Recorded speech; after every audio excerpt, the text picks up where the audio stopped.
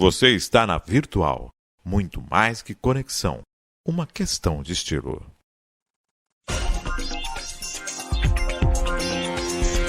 Virtual News.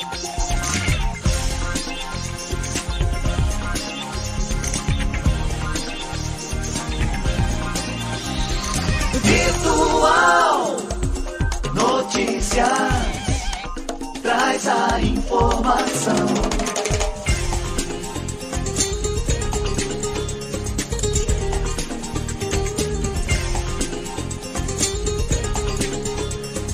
Virtual News. 9h mais 43 minutos. Um bom dia para você. Começa o Virtual News dessa segunda-feira, dia 10 de abril de 2023. Um bom dia aos poderes constituídos, ao Executivo, ao Legislativo e ao Judiciário. Um bom dia especial para você que faz parte do quarto poder, que é a sociedade organizada. Para quem faz aniversário hoje, parabéns, tudo de bom. Deus abençoando a sua vida hoje e sempre. 10 dias do mês de abril, já estão 10 dias do quarto mês do ano de 2023. Está na hora de você colocar os projetos em prática, hein? Lembra? Festejou a virada do ano, pulou ondas, tomou champanhe, usou branco e fez aquela listinha que você vai cumprir em 2023. Está na hora, hein? Se não começou, está na hora. Para quem já começou, parabéns, força, confiança e continua. Para quem não começou, um bom dia para começar. 9h mais 44 minutos. Para quem aniversaria hoje, parabéns, tudo de bom. Deus abençoando a sua vida hoje e sempre. Programa de hoje, César Martins. Bom dia, César. Bom dia, Maria Clara. Márcio, bom dia Maria Clara, bom dia a todos que nos acompanham aí. Espero que o espírito aí de Páscoa ainda esteja presente hoje e durante todo o restante aí dos nossos dias e que esteja se renovando, que tenha sido tudo tranquilo, em paz, em família. E vamos aí porque, como você falou, né? 10 dias do mês de abril, mês 4, 100 dias dos governos aí que assumiram a última eleição, bastante coisa acontecendo e 1/3 do ano já se foi. Já se foi, né? O César falou no chocolate, né, na Páscoa, tomara que o chocolate tenha adoçado aí e dando energia para os políticos fazerem o que é necessário, não aquilo que que tem mais visibilidade, mas sim o que é necessário. Chocolate não faltou ontem, especialmente para Água Santa e Flamengo também. Meu Deus do céu, né? Chocolate lá também. Vamos às notícias desta manhã. Principais notícias desse dia 10 de abril de 2023. Para não passar em branco, chuva no Maranhão. Presidente Lula sobrevoa áreas atingidas e defende união entre governadores contra enchentes. PDT condiciona apoio ao governo para entrar em bloco de Lira na Câmara. Sobe para 6 o número de mortes em avalanche nos Alpes franceses. Abono PIS-PASEP. Novo pagamento será feito a quase 5 milhões de trabalhadores em abril. No Maranhão, PIS, PDT e a questão dos Alpes, né? Dos Alpes. Essa situação aí eu acho que a gente precisa estar cada vez mais atento, né, Márcio? Eu acho que essa situação aí dos desastres climáticos, desastres naturais, por conta de toda essa mudança climática, que é consequência dos nossos atos, esse é o grande lance. A gente precisa ser muito realista e efetivo nas ações para reduzir esses impactos. Só que essa quantidade de enchente, essa quantidade de queimada, essa quantidade de avalanches, esse aquecimento global, as geleiras aí praticamente desaparecendo dia após dia. Então são cuidados que a gente precisa ter, a gente precisa realmente pôr a mão na consciência e trabalhar de forma sustentável, de forma mais sustentável, saudável, porque a consequência está aparecendo. Então é o que eu falo, César, quando a gente comenta sobre política de Estado. Entra governo, sai governo e as enchentes permanecem. Por quê? Porque não estão trabalhadas de forma efetiva. Se há um plano realmente efetivo de governo de Estado, eu falo de políticas de Estado, de políticas que realmente atravessem qualquer governo que aí esteja.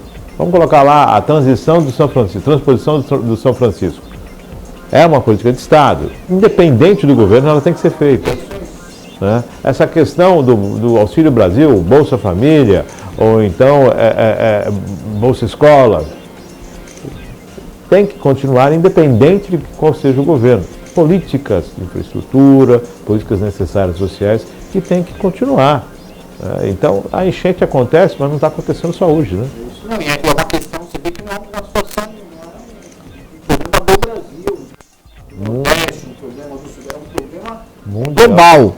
Então, tem que ser tratado. A gente vê aí que há muito esforço, principalmente por parte da ONU, em reunir alternativas, minorias. Agora, falta também um pouco mais de boa vontade de todos os envolvidos. Eu acho que tem sim que pôr a mão na ferida e começar a tratar.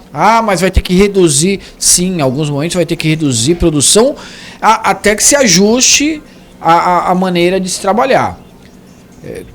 Você deve ter notado aí, esse final de semana, por exemplo, houve aí intensas reclamações por conta do flare.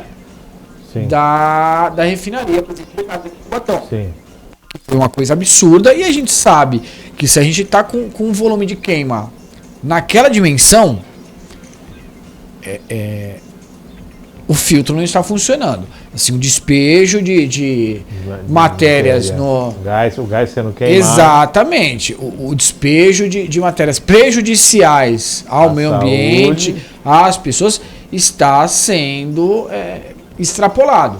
Então, acho que precisamos abrir os olhos. a gente precisa ter um pouco mais de consciência, um pouco mais de... CETESB, né? Então, Alô, CETESB. Vamos dar uma olhadinha, você falou bem. É isso aí. Essa questão do flare. Flare, gente, é aquela chama. Existem torres de queima de gás, queimas de subprodutos, né? O gás, para ser lançado, tem que ser queima. Quando a fumaça fica muito intensa, fica uma cor escura intensa, significa que algo não está indo bem. Alguma coisa. A filtragem não está funcionando como deveria. Como deveria. Então, aí é necessário. 9 horas mais 49 minutos. Vamos a mais uma matéria nesta manhã, segunda-feira. Presidente Lula completa 100 dias de governo. O presidente Luiz Inácio Lula da Silva completa 100 dias de governo e, em relação a esta marca, Lula disse que, em 100 dias de governo, foi possível reverter um quadro negativo provocado pelo ex-chefe do executivo, Jair Bolsonaro. De acordo com ele, os problemas herdados foram tantos que o termo reconstrução foi incorporado ao slogan do governo federal. Lula também destacou o trabalho feito pelos quase 1.000 especialistas dos grupos de transição. Meu terceiro mandato como presidente da República chega à marca de 100 dias. É um período curto se comparado aos 1.460 dias de trabalho para os quais fui eleito pela maioria do povo brasileiro. Mas em 100 dias conseguimos reverter um cenário estarrecedor, escreveu Lula na página do Twitter. Lula afirma ainda que não existem dois Brasis, o Brasil de quem votou em mim e o Brasil de quem votou em outro candidato. Somos uma nação, afirmou o presidente, se referindo à polarização vista nas eleições, quando ele superou Bolsonaro por 60,3 milhões contra 58,2 milhões de votos. O governo do presidente foi avaliado como ótimo e bom por 38% dos brasileiros, regular por 30% e ruim e péssimo por 29%, na pesquisa nacional feita pelo Datafolha na semana anterior, após 3 meses de mandato. 100 dias, tá aí, a pesquisa 29, quer dizer, tá mostrando aí... Então é um terço para cada um. Quais as ações? Um terço acha bom, ótimo, um terço é regular e para um terço tá péssimo. Eu acho que a melhor fala, pelo menos no que a matéria cita, a melhor fala dele é quando diz que governa para todos. Que o governo tem que atender a todos. E assim, infelizmente, o tom que ele usa na fala não é o tom que ele usa na atitude, e isso tem sido, no meu ponto de vista, tem sido prejudicial para uma evolução maior do nosso país, um desenvolvimento melhor. Então, assim, muita coisa realmente, o governo anterior fez muita bagunça, muita coisa que não foi acertada.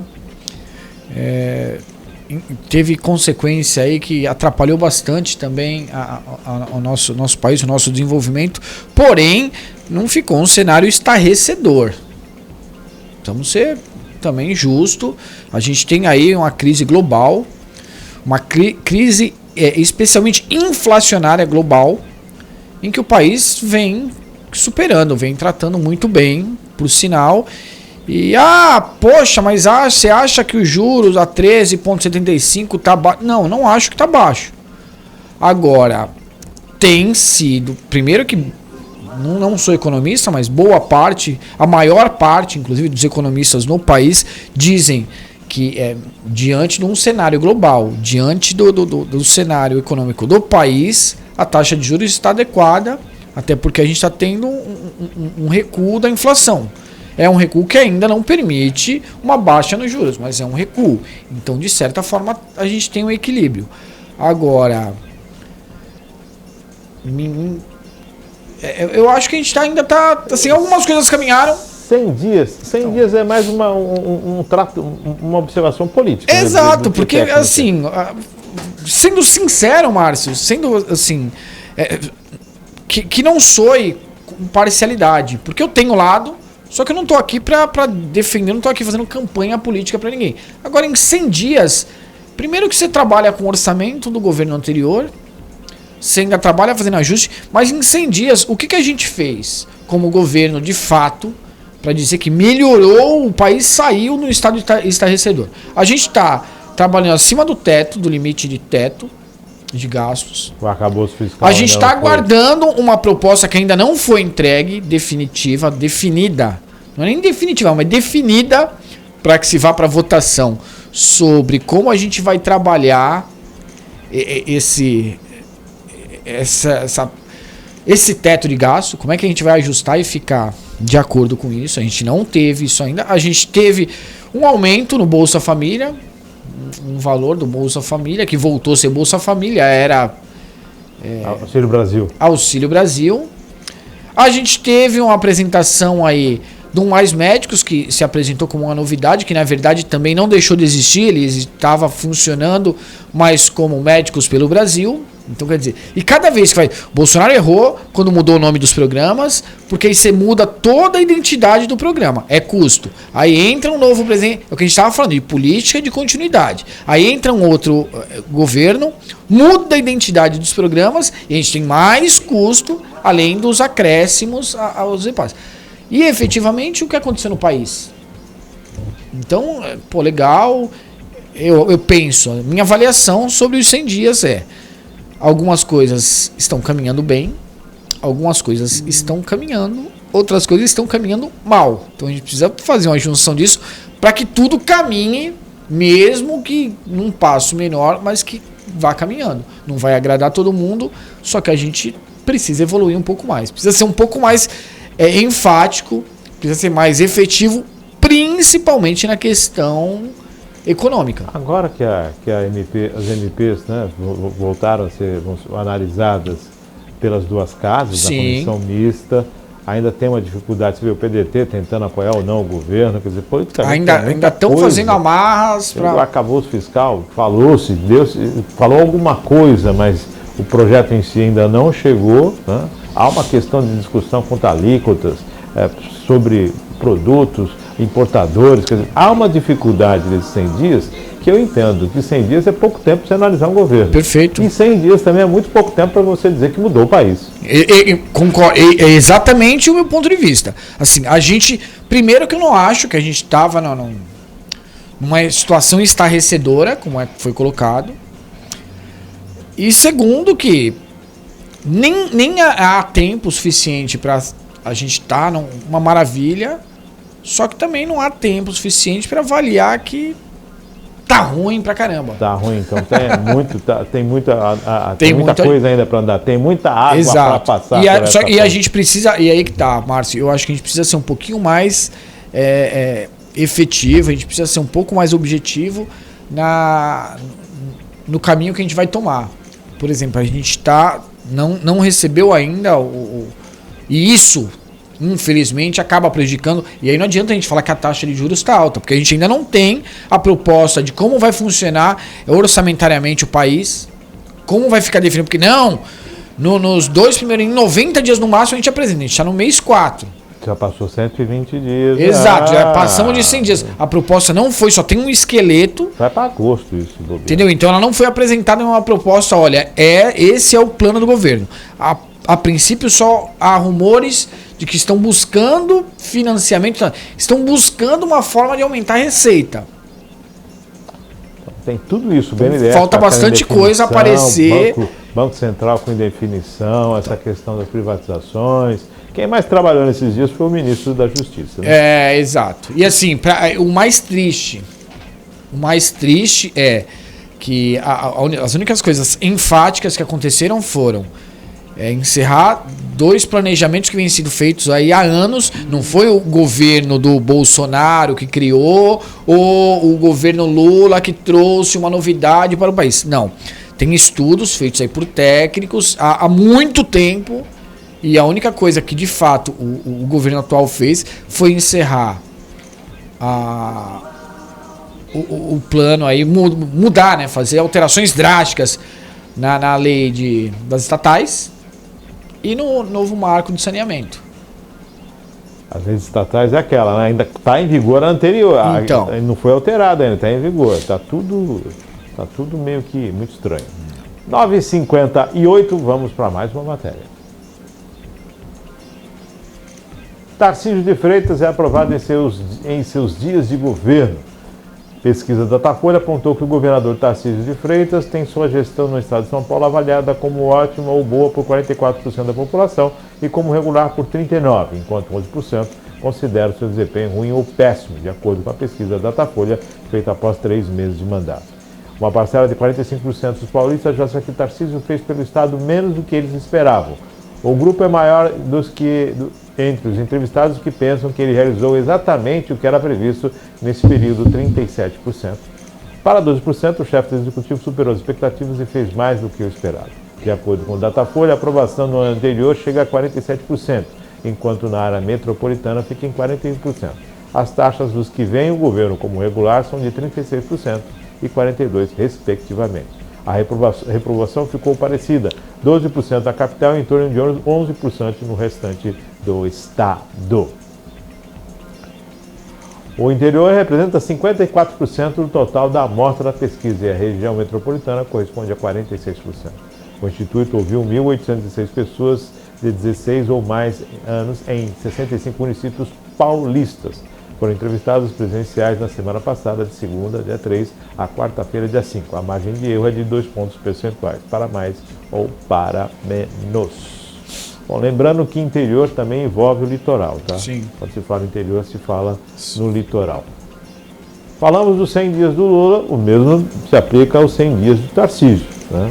A gente tem aí essa questão da Sabesp, de querendo ser privatizada, as situações que o estado de São Paulo tem uma condição muito boa nessa questão de infraestrutura, de desenvolvimento. É a locomotiva do país. Isso aí, ele é muito relevante para todo o restante do país. Então, assim, para o cara conseguir desgovernar essa locomotiva, que já está nos trilhos aí há muito tempo, ele tem que ser bom. Sim. Se ele simplesmente sentar na cadeira e não fizer quase nada, ela vai se tocando mais ou menos. Então, nesses 100 dias, ele começou a mexer. Porém, o paulistano e o paulista são muito exigentes. Então, essa aprovação, eu acho que não pode se fiar nisso ainda não. Tem muita água para rolar e o governador precisa ter muito tato político para isso. E claro, todo mundo torce para o melhor governo. Claro que sim. Né? Se a gente for olhar aqui na região, tem as questões da super safra, o escoamento, nós temos as questões da malha viária, aí vem os pedágios que estão caros, acabou o subsídio no final do ano, subiu os pedágios, quer dizer, tudo isso impacta, combustível, né? Essa mudança nos combustíveis do ICMS. César, 100 dias de Tarcísio.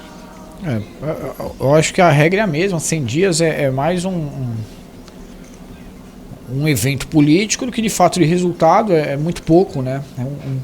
É menos de 10%, vamos falar, porque começo, 7% do que será o mandato todo, falando em dias. Então é muito pouco, né?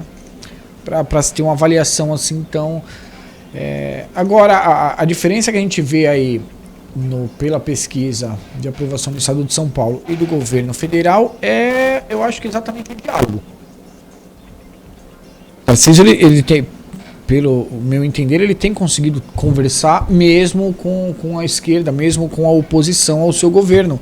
E isso faz com que ele tenha uma rejeição menor em relação ao governo federal, ao presidente Lula.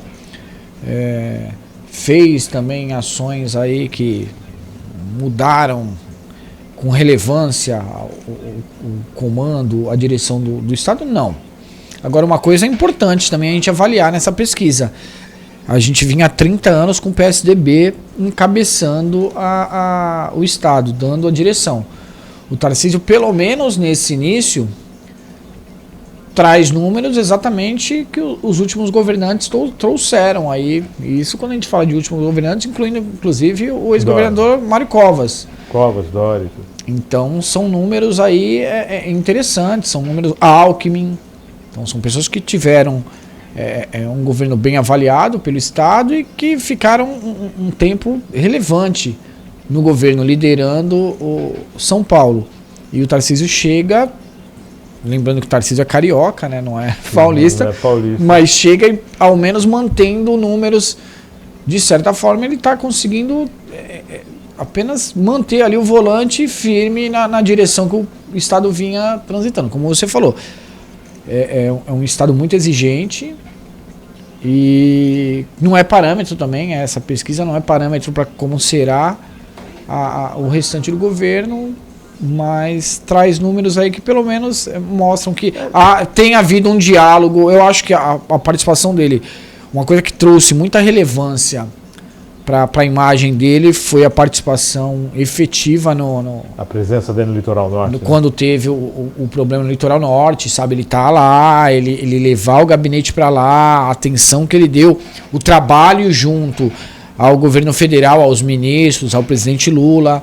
Então, com os municípios da região atingida. Então, eu acho que isso trouxe aí uma notoriedade, uma relevância que, de repente, teve um impacto muito forte aí nessa pesquisa. Muito tato, né? Muito tato para lidar com essa questão. Eu acho que ele está tendo, ele está conseguindo ser político. Porque ele está conseguindo... comedido e nas declarações, isso aí. Bem para não porque... Sem estar muito em evidência, o que para o político às vezes é difícil, mas de certa forma acaba trazendo aí uma segurança. Só aquela questão no pregão lá. Aquilo ali chamou mais atenção. Tirou um pouco dividiu bastante opinião. Dividiu mais opinião. Só aquilo que mexeu mais com a situação. Isso aí. Mas de certo modo vem trabalhando ali. Vamos aguardar, né? De forma regular. Porque assim, é o que nós falamos, a locomotiva está nos trilhos. É isso aí. Ela precisa ajustar algumas coisas.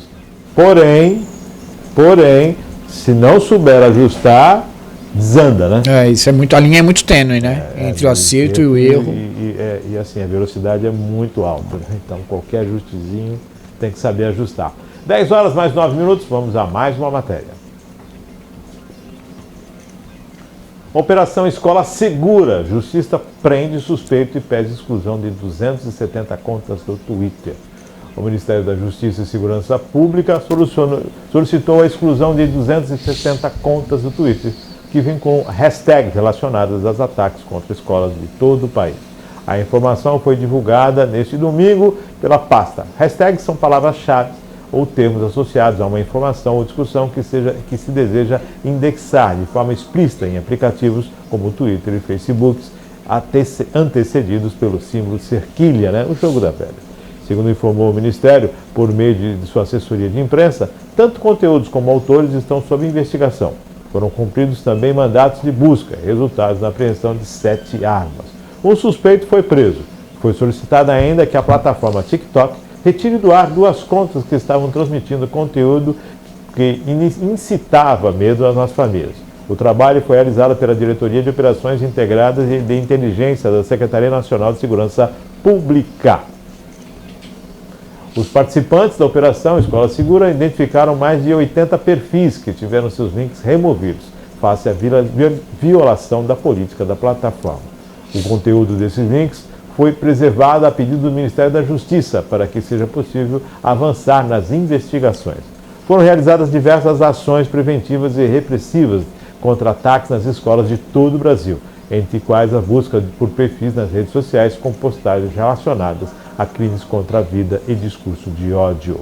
Delegacias de crimes cibernéticos das quais regiões brasileiras também monitoram ameaças na internet relacionadas a possíveis ataques. Os dados estão sendo analisados pela equipe do Laboratório de Operações Cibernéticas do Ministério, que se dedicará exclusivamente a esse trabalho nos próximos dias em regime de plantão de 24 horas. Qualquer cidadão poderá denunciar ameaças ligadas à segurança das escolas e alunos no site do Ministério da Justiça e Segurança Pública. César, que Brasil é esse? Então, é uma situação delicada isso aí, né? Porque a gente tá vivendo um momento, a gente sabia, começa por aí, né? A gente sabia que o retorno aí, passado o período de pandemia, traria dificuldades em diversas áreas, em diversos momentos, em diversas dimensões. Só que a gente não ia conseguir, assim como a gente não conhecia, era uma situação nova o período de pandemia, o pós-pandemia também é uma experiência que a gente não havia vivido. E esse é um dos problemas aí pós-pandemia, né? O isolamento acabou trazendo aí uma realidade, uma vivência virtual muito grande. A vivência virtual afasta a gente da empatia, da compaixão, afasta a gente da relação interpessoal, e isso, de certa forma, afeta. Isso não é o César que está falando, até porque eu nem sou especialista em saúde mental. Isso são os estudos, os artigos e os especialistas trazendo aí o resultado dessa imensidão aí de trabalho que eles têm feito. E agora a gente vai precisar aprender aí a lidar com esse tipo de situação. Não é um problema específico das escolas, das unidades escolares. Isso é geral, tanto é que aconteceu em hospital, acontece aí em qualquer ambiente. Acho que que tá, o passo tem sido dado, a exclusão de contas, tem que haver sim um monitoramento aí constante, e isso não só por parte das autoridades, dos órgãos regulatórios, mas principalmente das famílias. A preocupação, bom, você esteve à frente da pasta de educação, acompanhou a pasta de educação, e é lógico, quando dentro da pré-escola, o que se imagina como sendo um risco para as escolas? Questões de pais que acabaram com separações conflitantes e acaba o pai tentando buscar a criança, a mãe, essa questão toda, né? Uma dificuldade ou outra entre as crianças ali, mas eu acho que na pior das hipóteses ninguém imaginou alguém pulando o muro de uma creche e tendo uma atitude como se teve em Santa Catarina. Não se passava o pior cenário que se imaginava, não se imaginava isso. Mesmo sendo poucos dias após uma professora ter sido assassinada, vou dizer assim, esfaqueada na sala. Mas aí é que tá, aí, Márcio, eu acho que é uma relação em cadeia, porque você vê, quando trazem aí à tona os resultados desse trabalho de investigação e tal, você vê que entre esses grupos que fomentam a violência, eles comemoram ações desse tipo. E aí acaba que meio virando uma competição. Pô, o Márcio fez e caramba, olha, teve notoriedade, esse cara, esse faz parte dos nossos. Aí o outro vai lá e fala, caramba, a gente precisa fazer alguma coisa daqui também pra mostrar que a gente existe. É uma loucura. É que tá, uma doença mental.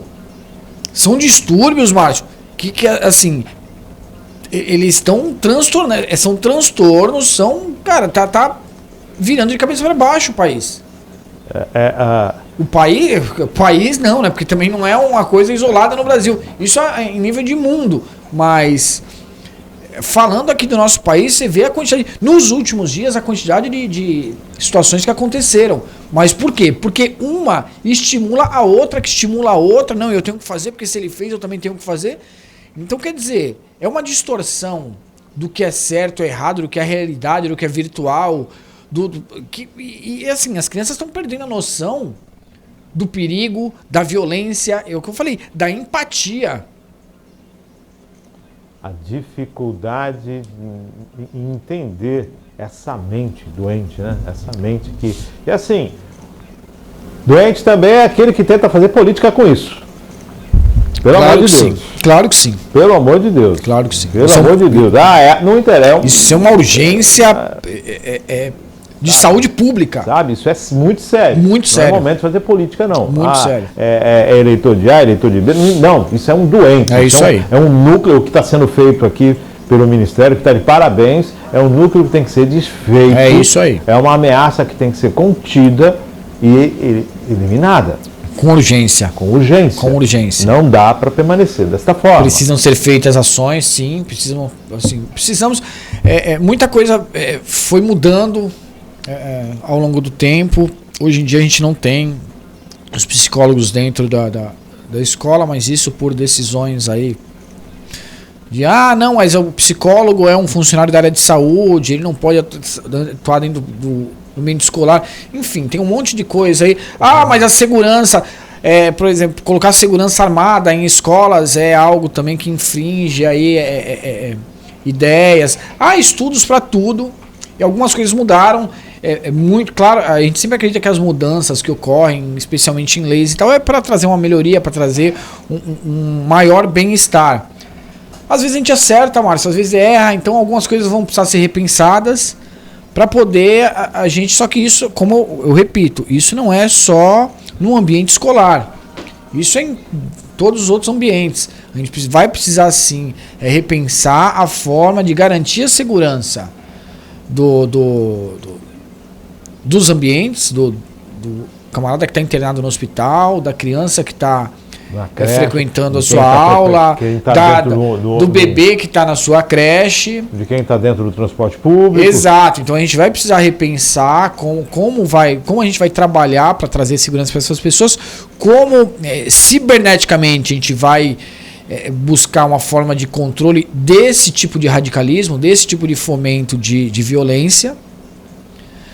E dentro eu acho que o principal é dentro do ambiente familiar, como a gente vai trazer, de que forma a gente vai cuidar, vai tratar para minimizar, para reduzir, para eliminar esse tipo de situação, porque ninguém melhor do que as pessoas do teu ambiente familiar para identificarem, para perceberem, para tratarem, para buscarem soluções, alternativas.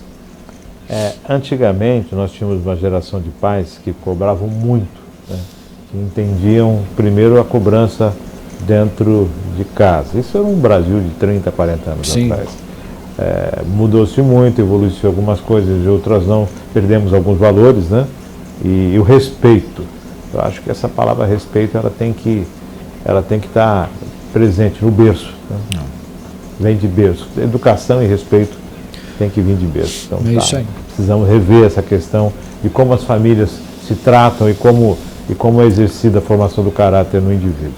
10 horas mais 16 minutos, vamos à próxima matéria. Juíza, advogadas e professoras são citadas para a segunda vaga do STF. Com a primeira indicação de Lula para o STF praticamente definida para o seu advogado, Cristiano Zanin, nomes começam a ser mencionados para a vaga que será aberta pela aposentadoria da atual presidente da Corte, Rosa Weber, prevista para outubro.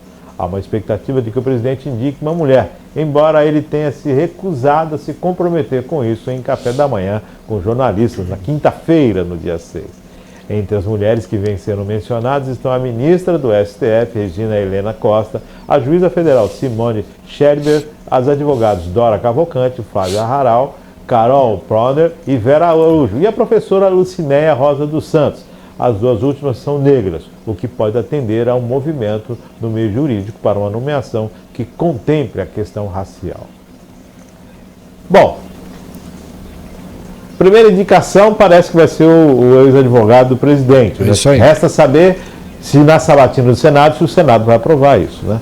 Como é que fica, se vai passar para uma sabatina realmente no Senado e se vai ter uma competência jurídica, né? Vai mostrar notório saber para essa questão, nessa avaliação. Fica uma coisa muito constrangedora o advogado do presidente ser nomeado ministro da Justiça. Tem toda uma situação. Há necessidade dessa composição de mulheres realmente na corte. Nós precisamos observar isso, né? E pessoas competentes. Nós temos aí realmente essa questão racial que tem que ser respeitada, porque não existe, porque a determinação da lei quanto a concursos públicos determina que se tenha. Ali, pessoas competentes, de notório saber, já foram citadas e realmente é necessário que se tenha, se observe isso dentro do STF. A nomeação do advogado, na minha opinião, é constrangedora. Márcio, Não assim, soa bem. não soa bem para mim, eu sou totalmente contrário que essa indicação esteja na mão do presidente. Isso depende do presidente que é, da indicação. De repente você pode ter a maior competência do mundo. É como você falou, de repente esse advogado dele é um cara de uma competência assim inigualável.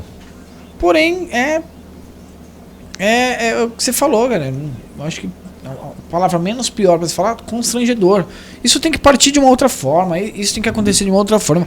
Uma lista dos colegiados, uma lista, sabe, os nomes serem apresentados por OAB, CNJ, enfim. Tem aquela do Moro que a lista tríplice para a Procuradoria-Geral da República. Daqui a pouco também a gente tem que criar uma norma para Então, porque... rever uma norma. A norma é essa, mas tem que rever essa porque, Márcio, é bem complicado esse tipo de situação. Claro que passa por toda uma sabatina e tal, só que... Tem a maioria política também. Exato, casa, exato, porque pô, a sabatina que se passa e a aprovação do Senado é um ato extremamente político. Então, pô, aí é difícil a gente trazer credibilidade de imparcialidade, de que realmente vão atuar nos assuntos jurídicos e não que vão trabalhar politicamente no STF. Porque é isso que a gente espera.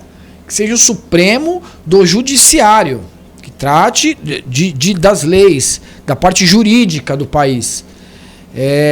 E não da parte política, porque para tratar da parte política a gente já tem o Executivo, já tem a Câmara de Deputados, já tem o Senado Federal. Então assim, a gente fica até sem ter muito o que falar, porque é delicado demais essa situação. Vamos e assim, de forma hipotética, vamos aqui dar outras vertentes. Digamos que você tem um número X de ministros. E quando você tem a indicação, lógico, a composição da corte ela fica favorável a você ou não. Sim. Digamos no trâmite, naqueles que você pode chamar de amigo. Vamos duplicar o número de ministros e mantendo sempre uma única indicação por parte da presidência durante uma indicação, mas vamos duplicar esse número de ministros e fazer com que mais ministros participem vindo de outros lados. Vamos aumentar o Supremo. O Supremo é assim, mas o Brasil já é outro, de 200 milhões de habitantes. É isso aí. Pô, de repente pensar, como você falou, de repente pensar numa formação diferenciada, não sei. Aumentar, o presidente vai continuar indicando. Só que uma indicação dentre 30 ministros. Márcio, alguma coisa precisa ser feita para voltarmos à credibilidade que Perfeito. a gente precisa. Não é que a gente teve, que não tem, que a gente precisa que se tenha. Então... É uma situação delicada quanto à indicação aí de uma nova pessoa. Concordo com você. A gente tem que ter, sim, mulheres assumindo essa posição, negros. A gente precisa da sensibilidade geral, porque é um colegiado supremo. Então, dali a gente espera que haja um entendimento de várias situações, a sensibilidade de várias pessoas e situações vivenciadas, experiências trazidas, para que essas decisões... sejam o mais acertadas, o mais justas possíveis, que é isso que a gente busca do jurídico, a justiça. Então, que o acesso Mas é seja delicado feita. falar desse assunto Vamos pela aumentar- forma com que se forma o... Vamos aumentar o número de... Porque a gente entende que a justiça tem uma demanda muito grande, né? E tem processos que estão parados há Claro. muitos anos. Então, vamos aumentar o número desse colegiado, né? Vamos triplicar isso e, lógico, triplicar com as ações, com as indicações da OAB, da própria PGR, de outros lugares que possam vir, do MP, que possa estar indicando Sim. também, uma composição maior. E, claro, o presidente da República também vai poder ter as suas indicações. Só que você indicar um entre 10, 12 é uma coisa. Você indicar um dentre 30, aí fica diferente, né? Não tem tanto impacto, né? Não, um entre 10 e 12 não, porque aí é que tá. Se a gente for pegar isso só agora, Só agora. Sem considerar Os indicados anteriormente. quem foi indicado anteriormente e quem ainda poderá ser indicado no decorrer Porque do mandato. Nós temos 2 de Bolsonaro lá agora, indicados por Bolsonaro. Pelo Acho que governo ainda tinha Bolsonaro. indicado pelo Fernando Henrique Cardoso. Sim. E os demais do Lula e Dilma. Exato. Só que aí que tá, só esse ano já serão São dois. Serão 2. Então, Um agora e outro em o outubro. presidente indicando 2 de um universo de 15, de 10, 12, é uma coisa. Ele indicando 2 de um universo de 30, o impacto é diferente. Sim. Né? Então, você consegue. Penso eu que você consegue manter a credibilidade da casa. Da casa, perfeito. Então, acho que o segredo aí pode estar em aumentar o número de ministros no Supremo e dar celeridade, né? Ou mudar essa forma de que como hoje é feita a indicação, eu acho que é muito... Uma coisa é você indicar um ministro que vai trabalhar numa pasta determinada do seu governo. Outra coisa é você indicar um ministro que vai ter um cargo vitalício, quase que vitalício, porque ele só sai compulsoriamente por aposentadoria aos Sim, 75 sim, anos. 75 anos. Então, quer dizer, mas geralmente é uma pessoa, esse advogado, por exemplo, é alguém que vai ficar lá por cerca aí de 30 Claro, anos. exato. Até aquela discussão, né? Idade mínima, 65 anos, né?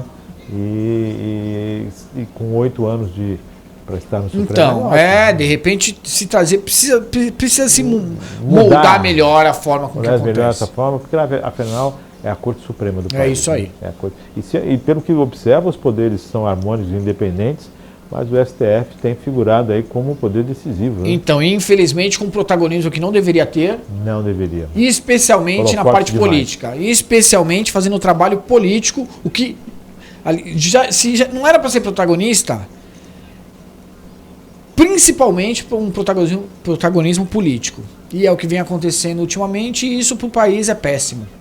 Acho que está na hora da população decidir o que tem que ser feito. É né? isso aí. 10 horas mais 25 minutos, vamos a mais uma matéria.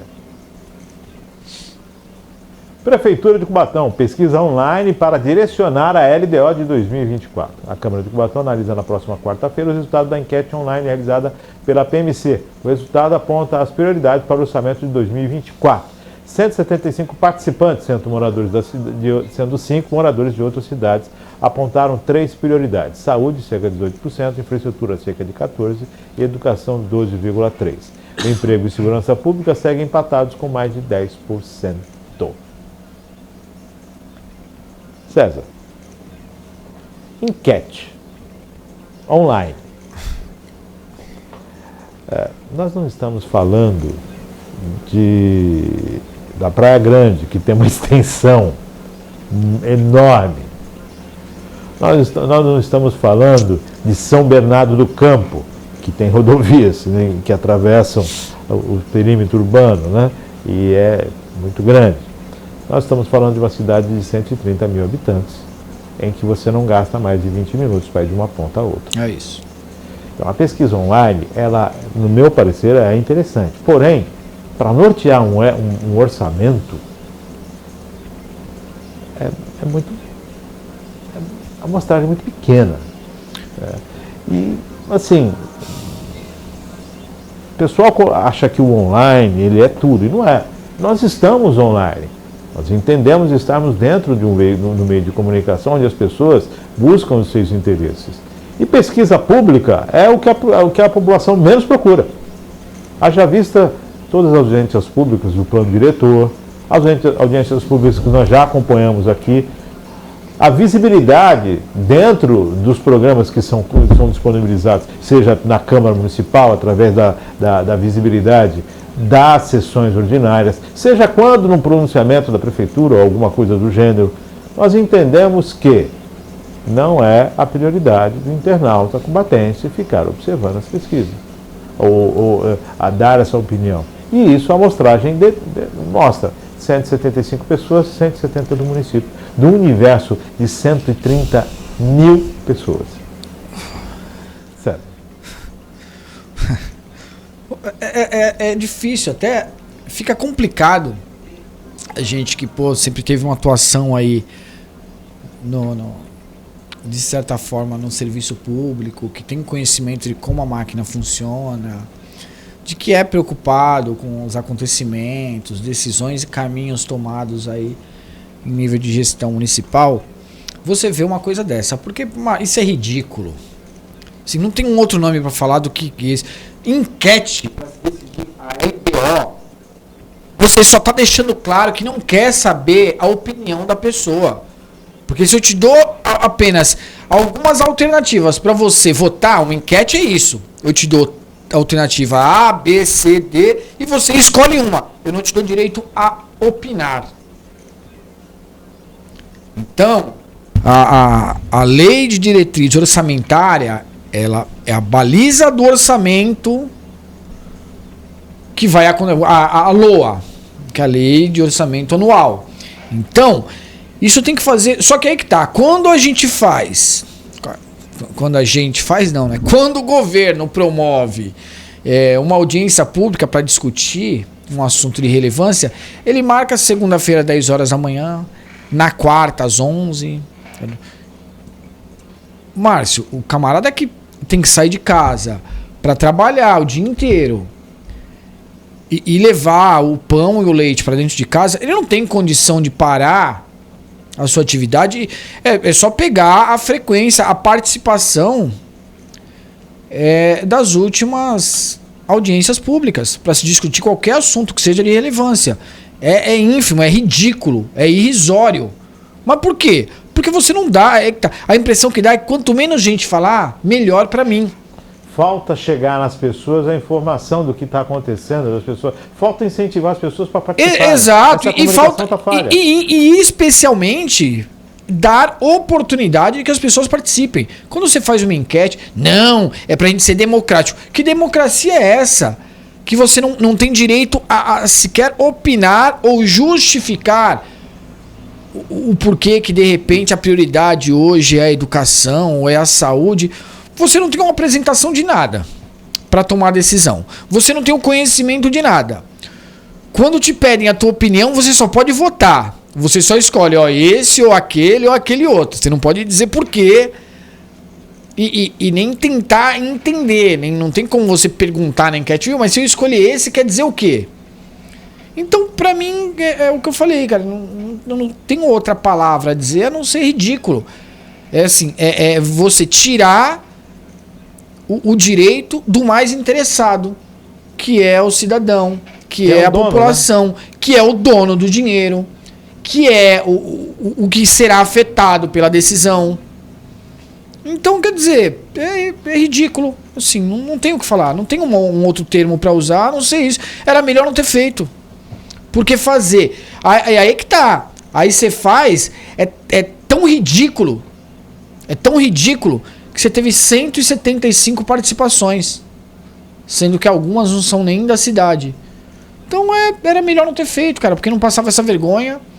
E não mostrava mais uma vez para a população de que não está preocupado com o que eles pensam. Vamos para você ter uma ideia do tamanho disso, um orçamento de 1 bilhão e 700 milhões, se eu não me engano. Se eu estiver errado, me corrijam. É bruto, né? Eu acho que é isso. Mas 1 bilhão e 700 milhões. Uma enquete na cidade como essa, você tem que ir a fundo e fazer essa... Bom, se bem que a grosso modo já se sabe onde é que tem que se atuar, né? A grosso modo você já observa, andou pela cidade, você já sabe. Cidadão, porque o que não falta é cidadão apontando como está a cidade, os problemas, não falta vereador apontando, não falta Ministério Público apontando, não falta conselheiro municipal apontando. Então, assim, mostrar onde está o problema e onde precisa ser atacado, não falta informação. Tá muito fácil aí, né? Não precisa... Me dizer que 12% pensa, cara, a educação já tem, por lei, 25%, a saúde 15%, isso já de orçamento carimbado. Então... Nós estamos falando aí de 30% de... Vamos colocar 1,5 bilhão. 350 milhões. Um orçamento de Mongaguá já vai para a educação. 450 milhões. Então, 1,5 milhão, 450 milhões. Um orçamento de Mongaguá, da cidade de Mongaguá, já está dentro da educação. A educação é maior do que o orçamento de Mongaguá. É isso aí. Antigamente o orçamento da Câmara era maior que o de Mongaguá. Da Câmara. 10 horas mais 32 minutos. Vamos aguardar então a análise na próxima quarta-feira. Vamos aguardar. 10h32, Maria Clara. Encerramos aqui? Temos mais nada? César, colocação a ser feita, observação? Isso aí, Márcio. Agradecer. Assunto pertinente para falar a respeito? Agradecer, eu acho que falamos bastante aí, bastante coisa. A segunda-feira começou bem aquecida, bem quente, né? Sem lamentar realmente algumas situações que estão trazendo muita tristeza pra gente, esse tipo de atitude de um governo que acaba não se preocupando com o povo, e aí o resultado disso tudo, Márcio, são problemas de saúde mental, como a gente tem enfrentado aí, que trazem insegurança nas escolas, nos hospitais, pessoas adoecendo, pessoas sem condição. Hoje, infelizmente, cadê o centro de especialidades que o Cubatão deveria ter? Que uma das coisas que o novo contrato do hospital preconiza era isso, e não acontece. Cadê o atendimento ao mutuário da Caixa de Previdência poder frequentar o hospital municipal? Não pode, ele tem que sair da cidade, porque o convênio não é atendido pelo único hospital da cidade, o hospital municipal, né? A gente tem lá o hospital municipal não atende, não tem. Tem então, a porta para particular. Então, exato. Então, quer dizer, esse tipo de coisa a gente só lamenta, é triste. Então, eu acho que a gente tem que atacar realmente onde está com problema, onde está com... Precisa começar a pôr a mão, parar de fazer discurso populista, parar de querer ser o protagonista e mostrar, sabe... um negócio que me chateou muito, que me chateia muito, não, mas a população precisa de alegar, a população precisa também do posto de saúde funcionando, a população precisa da escola, a população precisa da escola funcionando, para o seu filho estar em segurança, não estar numa sala cheia de mofo, não tá com ar-condicionado comprado, sendo armazenado dentro da escola, e a sala continua só com o ventilador que muitas vezes está quebrado ainda. Então, a cidade precisa de um monte de coisa, Márcio, não é só de show. Praia Grande fez um mês de show. Sabe como é que era o show da Praia Grande? Você pagava e entrava. Então dá pra fazer um mês de show. As outras cidades também fizeram seus aniversários. Sabe como é que era? Foi um show, escolheu um grande artista, vamos trazer... Não, Cubatão, como tá bem demais, tem que trazer 4 shows. Gratuitos. Gratuitos assim, o povo não paga para entrar, mas o dinheiro que paga o show é o dinheiro do povo. Então, Márcio, eu acho que a gente tem que começar a priorizar o que é prioridade. E a gente não tá fazendo. Não tem que ter show? Tem sim que ter show. Tem sim. Só que a gente precisa ter um pouco de coerência entre o que a gente precisa, o que a gente quer e o que a gente faz. É bom festejar? Festejar, marcar o aniversário da cidade. Isso. É bom festejar. Mas o desfile cívico aconteceu que dia? Não aconteceu. Entendeu? Entendeu quando eu falo que... E não é importante, o desfile cívico não é importante. Não aconteceu. Agora, fazer uma semana de show, aí é interessante. Não aconteceu desfile cívico. Bom, 74 anos, né? 74 anos, é isso? Vamos aguardar o ano que vem. É isso aí. 10 horas mais 36, parabéns, Cubatão. 10 horas mais 36 minutos, agradecendo ao César Martins conosco, Maria Clara controlando a parte técnica, e você prestigiando e acompanhando o Virtual News. Daqui a pouquinho está nas redes sociais e os drops também vão estar disponíveis aí, tanto no Facebook, tanto também no YouTube. E claro, o programa completo para você acompanhar na íntegra. Temos hoje Virtual Empreendedorismo, Evandro e Regina Elvira, falando de hipnose, isso mesmo, que acontece a MAEC, né? A MAEC acontece agora em maio, a primeira feira da MAEC, os maiores empreendedores de Cubatão. Um abraço aí a Marlene e, na sequência, você já acompanha esse programa, a estreia de hoje, esse programa falando sobre o empreendedorismo. 10h37, fique com Deus. E até amanhã, às 9h30 da manhã, com mais um Virtual News, se Deus quiser.